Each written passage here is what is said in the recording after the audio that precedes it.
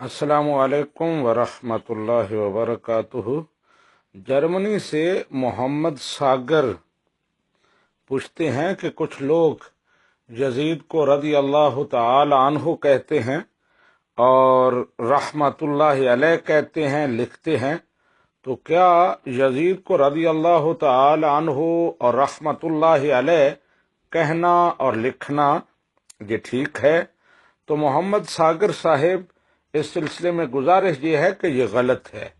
یزید سخت فاسق و فاجر اور بڑے ہی گندے اور پلید کردار کا مالک تھا۔ اس نے حرم مکہ اور حرم مدینہ کی توہین کی۔ اس کے دور میں سانحہ کربلا پیش آیا، جس میں خانوادہ نبوت پر ظلم و ستم توڑے گئے۔ حضرت امام حسین رضی اللہ تعالی عنہ کو ظلماً شہید کیا گیا۔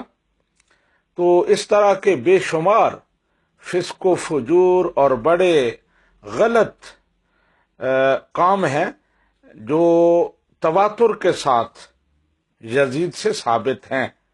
لہذا ایسے شخص کو رحمت اللہ علیہ کہنا اور رضی اللہ تعالی عنہ کہنا اور اس کو صالح اور پاک باز ثابت کرنے کی کوشش کرنا، یہ سخت گمراہی ہے اور غلط ہے۔